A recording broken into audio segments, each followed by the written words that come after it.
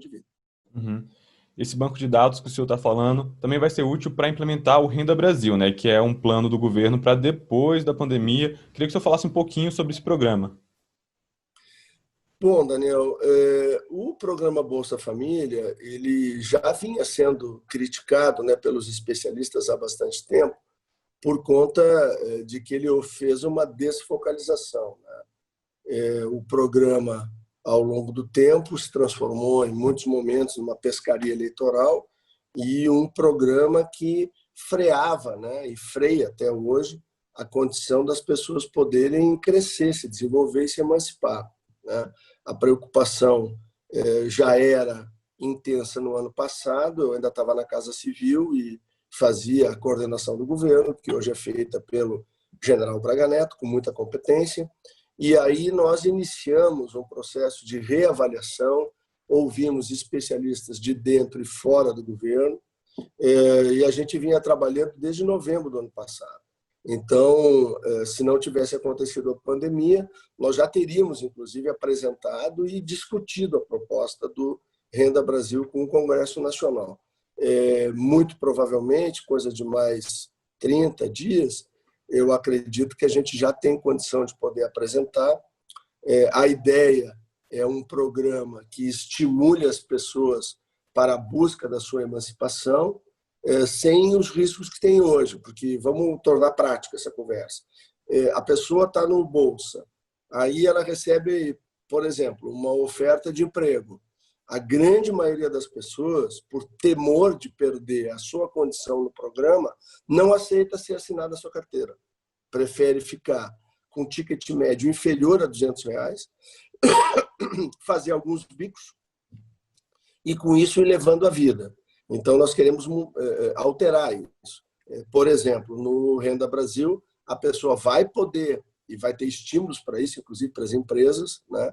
Aí entra talvez com aquela ideia do ministro Paulo Guedes, do Carteira Verde e Amarela, onde se reduzem, né, os custos sobre o trabalho, se estimula a empregabilidade das pessoas que são ou chefe de famílias, ou filhos ou filhas, né, com idade de trabalhar, das famílias do Bolsa, que será o futuro Renda.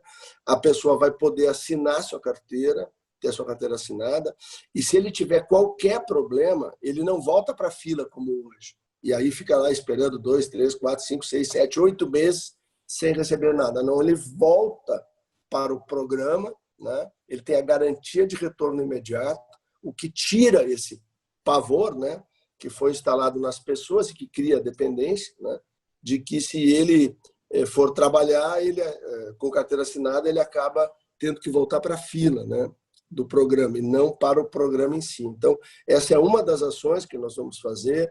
Nós também vamos articular, né, programas como Criança Feliz, que hoje estimula e prepara para ter um grande desenvolvimento todas as crianças de 0 a 36 meses, quer dizer, todas não, né?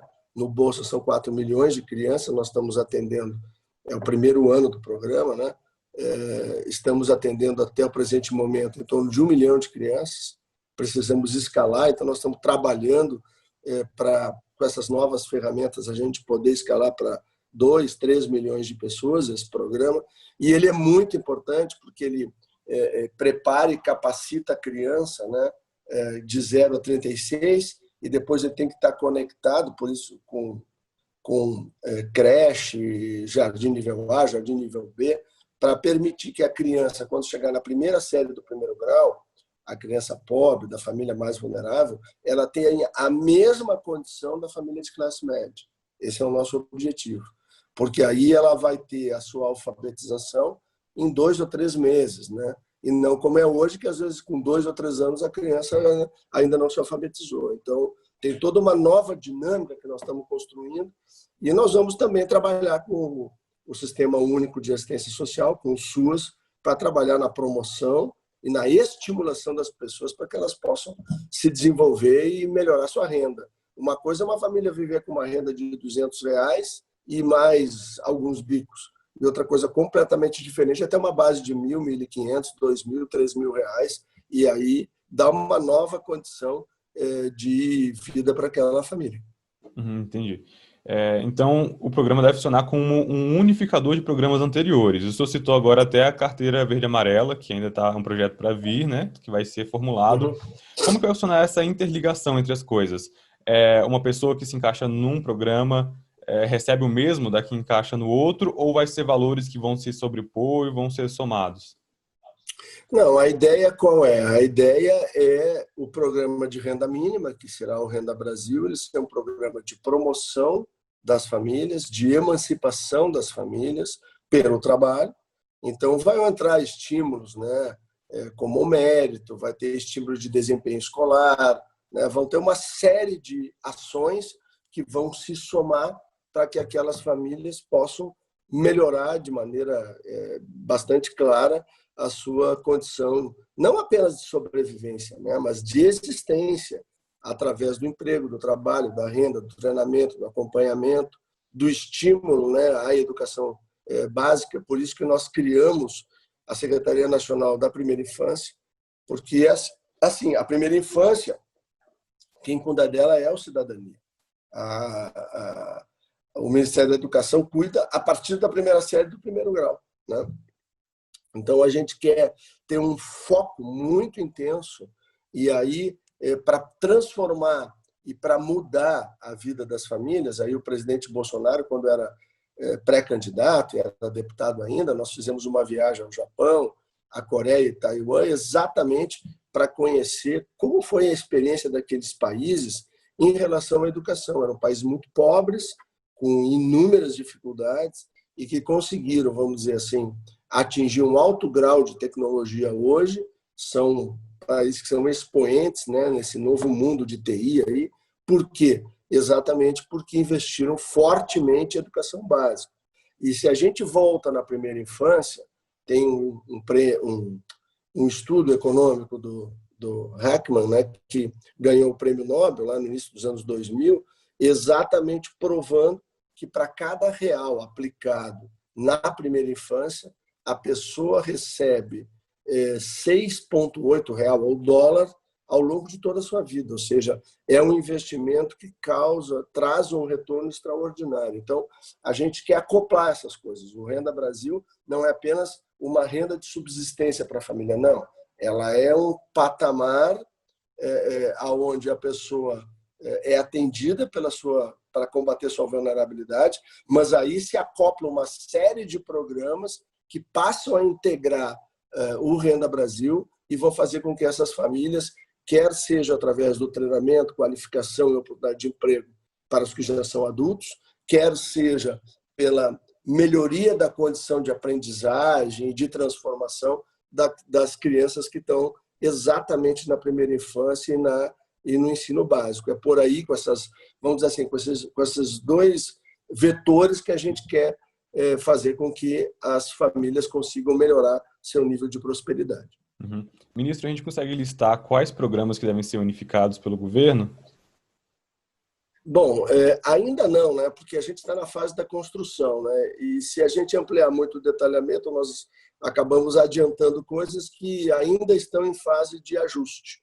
Eu gostaria e me comprometo de, assim que a gente anunciar o programa, a gente voltar e aí debater ponto por ponto e aí poder ser específico. É que existem equipes lá no Cidadania, da Economia, né, que estão trabalhando com a formulação e eu gostaria que primeiro a gente tivesse a definição, né, e a unificação de todas essas ideias, a definição de quais os programas que vão estar dentro do Renda Brasil, para depois poder apresentar, porque senão eu antecipo e posso eventualmente trabalhar com um conceito que eu acho que é importante, mas que no consenso as equipes técnicas acham que ele não deve ser aplicado agora, ou talvez um pouquinho mais adiante. Então, eu me comprometo, Daniel, de voltar para a gente discutir especificamente o Renda Brasil.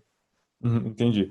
Só voltando um pouquinho, ministro, o senhor citou aí a relação entre o Renda Brasil e a carteira verde e amarela. Eu queria só aprofundar um pouquinho nisso, porque são dois benefícios que se somam, né? São duas coisas que acabam gerando um benefício complementar um ao outro, né? Como que eles se interligam? Não, a ideia é que a ideia original da carteira verde e amarela era principalmente para os jovens, né, para o primeiro emprego, né? Então, a gente amplia esse conceito, essa é a tese, para as famílias do Bolsa, né?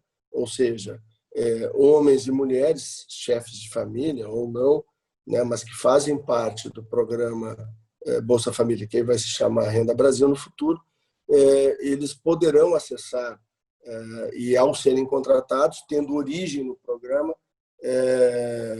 eles podem ingressar com esta contratação mais favorável para o empregador. Então, nós queremos que haja uma maior disponibilidade para estas pessoas, ampliando a possibilidade da contratação através desse regime que tem o menor custo tributário. Essa que é a ideia. Uhum. Ministro, a gente tem visto também que o programa do auxílio emergencial não tem sido imune às pessoas que são mal intencionadas ou até erros no processo mesmo, pessoas que tentam fraudar ou até pessoas que recebem ali se não deveriam receber. Como que o Renda Brasil vai criar um mecanismo para evitar esses erros? Bom, primeiro dizer que o auxílio emergencial tem um grau de eficiência de 99,5. Ou seja, o maior, até o presente momento, não existe nenhum país do mundo que tenha esse grau de eficiência. O país que é considerado referência para o mundo todo são os americanos e é o sistema de pensões e aposentadorias americanos. Esse sistema, que paga em média 80 milhões de benefícios por mês, ele há 20 anos não sofre um apontamento dos órgãos de controle americanos, dada a sua eficiência e a sua segurança. Eles aceitam como desconformidades, e desconformidades como um grande guarda-chuva, né, onde cabe o erro humano, a falha do sistema ou a fraude, né, a que tu está te referindo. E os americanos aceitam 0,82%. Esse é o índice que eles consideram aceitável de erros humanos, falhas de sistema ou fraudes propriamente dita. A CGU fez um primeiro levantamento, nós temos um acordo de cooperação com a CGU desde o primeiro dia do programa, e ela nos ajuda muito a melhorar os nossos processos, e eles avaliaram 30 milhões e 500 mil benefícios concedidos. 30 milhões. A CGU achou 160 mil desconformidades, portanto 0,5%. Né? Um pouquinho acima da metade do mundo. Depois o TCU, isso foi recentemente, foi amplamente divulgado, fez uma análise de 50 milhões e 200 mil benefícios concedidos. Encontrou 600 mil casos de desconformidade. Quando nós fomos analisar e aí decupar, abrir os 600 mil, nós encontramos 220 mil que eram pessoas que haviam recebido a primeira parcela do auxílio emergencial e um mês depois, quando foi criado o benefício emergencial, os seus empregadores reconheceram aquelas pessoas e nós bloqueamos. Então, não recebeu na segunda, terceira, nem quarta, nem quinta, porque ele está no bem, ele não está no auxílio emergencial, ele recebeu a primeira parcela. E esse bloqueio foi feito um mês e meio antes do TCU dizer que tinha um problema. Portanto, esse problema é descontado desses 600 mil, porque o bloqueio foi feito pelo nosso sistema. Então, aí cai para 380 mil. Nos 380 mil, tem mais ou menos 200 mil que são benefícios variados do INSS, BPC, auxílio-doença, auxílio-desemprego, que tinham problemas de base de dados. Então, isso cai para mais ou menos 180, 190 mil, que dá 0,44% sobre os 50 milhões. E, por fim, a Receita Federal fez uma avaliação em 60 milhões de benefícios concedidos e encontrou 0,4%. Portanto, em 3 análises, ou nós temos 0,5% ou nós temos 0,4%. Ou seja, ou é a metade ou um pouquinho mais da metade. Ou dizendo ao revés, a gente tem 99,5% de correção, de acerto no auxílio emergencial. Mas é claro que um programa desse tamanho, com quase 67 milhões de beneficiários, vai ter pelo menos 0,5% de problema, e isso já são 300, 400 mil pessoas, o que, obviamente, nos incomoda a todos. Mas, por outro lado, nós conseguimos, através da transparência ativa, que é o programa que nós desenvolvemos junto com a CGU, desde o segundo grupamento que nós pagamos ainda no final de abril, início de maio, nós colocamos no site da CGU, no site da Transparência Brasil, lá está, por estado, por cidade, todas as pessoas que receberam auxílio emergencial, o que permite o tal do controle social, né, que é a tal transparência ativa. Então, é daí que surgiram as pesquisas de jornais e emissoras de televisão, aí que surgiram as denúncias das pessoas e nós já conseguimos recuperar 72 milhões em devolução em dinheiro e 79 mil pessoas. Esse dado, Daniel, é da semana passada. Eu vou ter atualizado e vou repassar para vocês o dado desta semana. Mas quer dizer, quase 80 mil pessoas, eu acho que nós já viramos as 80 mil, já devolveram o auxílio emergencial. E aqui, aproveitar para mandar um recado, né, para quem fraudou ou tentou dar uma desperta. Devolvam o quanto antes, porque a gente vai atrás, com a Polícia Federal, com o Ministério Público, com a Receita Federal, nós vamos buscar de volta esse dinheiro. Esse dinheiro não é para espertalhão, não. Esse dinheiro é para quem precisa. E como funciona o mecanismo para a pessoa devolver? Ela entra no aplicativo? Como que é? Ele entra lá no site ou do Ministério da Cidadania ou lá da CGU. Aí, o primeiro ícone que tem lá é auxílio emergencial, ele clica em cima, abre dois campos. O da devolução da denúncia. Então, me dá a oportunidade, obrigado, Daniel, de me lembrasse disso aqui. Então, no campo da devolução, a pessoa clica ali, bota lá seu CPF, seu nome, e imediatamente é emitida uma guia de recolhimento da União, vai em qualquer banco, vê a importância que a pessoa recebeu, se foi 600, 1.200, quanto que foi, e devolve, né? E aí está resolvido o problema daquela pessoa. E outra forma da gente poder chegar naqueles que indevidamente receberam é através do denúncia. A pessoa faz a denúncia, bom, ela entrou lá, uma cidade X, né? Caiapó. Ela achou lá em Caiapó que tem uma pessoa que ela não concorda, que ela acha que a pessoa não precisa. Então, ela faz a denúncia, ela é sigilosa, a análise também é sigilosa.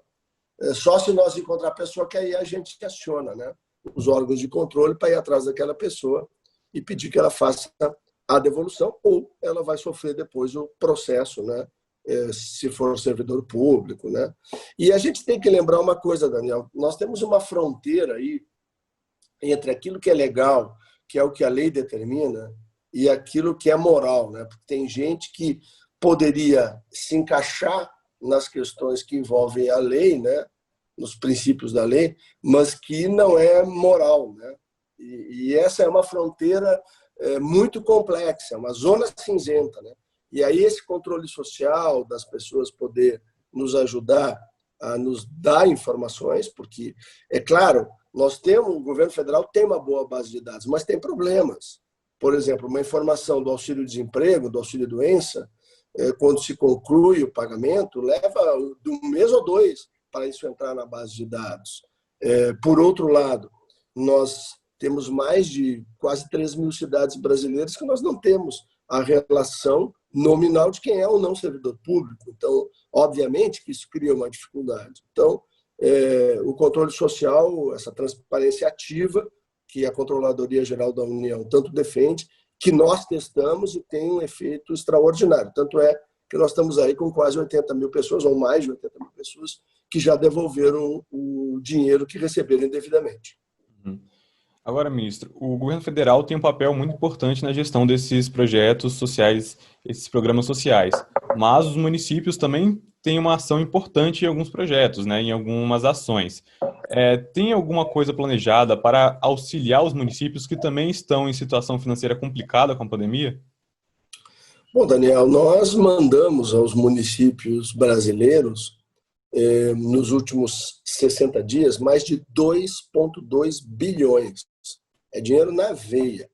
Nós mandamos, em maio e em junho, por exemplo, nós mandamos 3 meses valor que é pactuado pelo Sistema Único de Assistência Social, exatamente para permitir que todas as equipes, são mais de 200 mil pessoas no Brasil, todas as equipes do Sistema Único de Assistência Social pudessem ombrear lado a lado com as equipes do SUS, o que foi muito importante, principalmente em instituições de longa permanência. Lembrar que Canadá, Estados Unidos, países europeus tiveram ali os seus asilos, em muitos casos, dizimados, né, pelo coronavírus. E, graças a Deus, aqui no Brasil, a gente conseguiu evitar que isso acontecesse. Isso se deve ao trabalho conjunto dessas equipes, né? Nós também, através de uma portaria que as pessoas podem acompanhar lá no site do Cidadania, nós, por cidades, elas podem acompanhar, nós mandamos mais de R$1 bilhão em recursos para aquisição de EPIs, para proteger essas equipes do SUS, que eu chamo dos soldados do bem, né? Os homens e mulheres que levam não apenas a prevenção, mas muitas vezes uma palavra de carinho, né, para as pessoas que estão no asilo, por exemplo, né, ou no orfanato, né, que é tão importante também levar esse lado humano, né?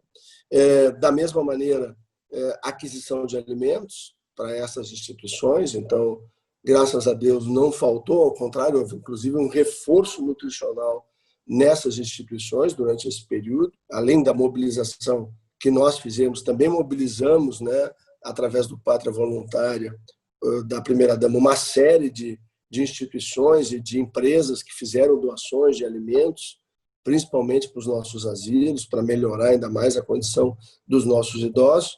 E, por outro lado, ainda o acolhimento de moradores de rua. Nós fizemos um levantamento e pudemos cobrir com recursos 6 meses, né, até o final do ano, para acolhimento e abrigamento da população de rua. Então, teve um trabalho muito intenso, Daniel, que foi feito para dar condições a que as equipes da assistência social tivessem os recursos, os meios, né, e também os equipamentos necessários para poder fazer essa ação humanitária aí, que foi tão importante para diminuir, né, os efeitos da pandemia no Brasil.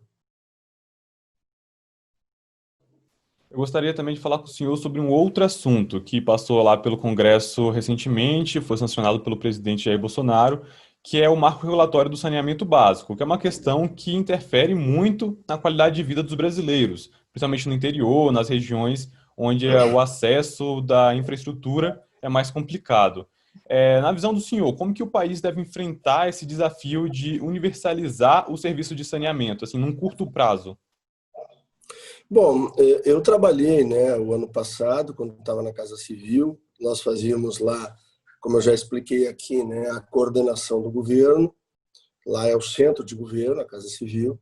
E um dos programas que nós coordenávamos era o PPI, né, que é o Programa de Parceria de Investimentos. E no ano passado, junto com mais de 9 ministérios, né, nós conseguimos buscar mais de 500 bilhões, ou seja, meio trilhão de investimentos para o Brasil nos próximos 10 anos. Dinheiro, a maioria, dinheiro internacional, 100% investimentos privados, e que deram ao Brasil a condição, por exemplo, de estar enfrentando o que está enfrentando hoje, exatamente por conta de ter esse respaldo, né? E esse ano o PPI vai continuar trabalhando, né, na linha de poder trazer mais investimentos. Tem aqueles 2 campos petrolíferos, né? Nós oferecemos 4 no ano passado, vendemos 2, e que nós pretendemos ainda vender esse ano, no máximo início do ano que vem. Nós temos aí a Ferrogrão, né, que é a ferrovia lá que vai do centro-oeste até o norte, e que vai reduzir mais de 40% o custo logístico, né, do transporte de grãos. É uma ferrovia greenfield, quer dizer, do zero até a sua conclusão. São 3,2 bilhões de dólares de investimento. E nós, há um ano e pouco atrás, a gente não tinha nenhum investidor interessado. Tenho certeza que nós vamos ter os árabes, os chineses, os russos disputando essa ferrovia no Brasil. Desculpa.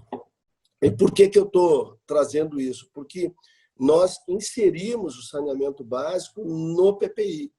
Então, agora, com esse novo marco regulatório, Isso vai facilitar muito para que a gente consiga fazer concessões privadas, né, de serviço público, tanto para a questão do próprio saneamento, né, das cidades. Um dos grandes problemas ambientais que nós temos no Brasil é exatamente o tratamento de esgoto, né, e esgoto urbano. Esse é o grande drama hoje brasileiro, pela contaminação que traz tanto pluvial quanto cloacal, né, de rios, né, e mananciais de água. E água é fundamental, talvez para os próximos anos seja um dos itens mais importantes, né, e mais valiosos, né, de preservação no planeta.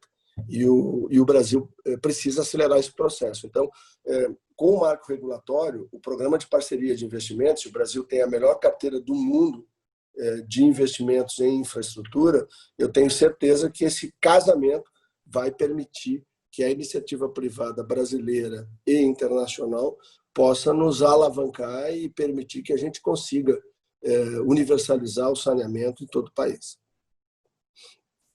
Ministro, muito obrigado por ter participado do nosso bate-papo hoje. Chegamos ao final do nosso bate-papo, infelizmente. Tem mais alguma coisa que o senhor queria ressaltar sobre os programas do governo? Só para finalizar? Não, Daniel, eu acho que só aproveitar para mencionar aqui, porque tem um volume de algumas milhares de pessoas. Nós acabamos de fazer a análise da contestação de 1.800.000 brasileiros, encontramos, né, os 805 mil que nós já mandamos para a Caixa para pagamento, chegando quase em 67 milhões, faltam, né, 100 mil pessoas para nós chegar a 67 milhões de brasileiros beneficiados, né, pelo auxílio emergencial, mas falar da contestação, né?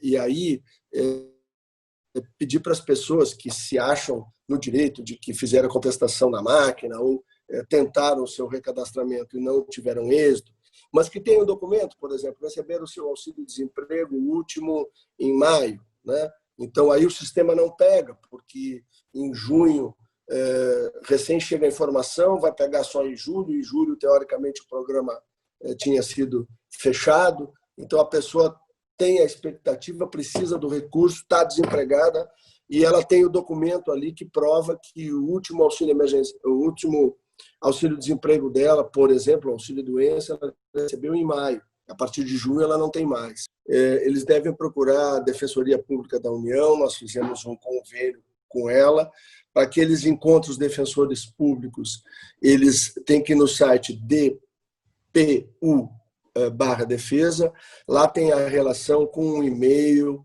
com o telefone ou com o WhatsApp de cada um dos escritórios regionais da DPU em todo o Brasil.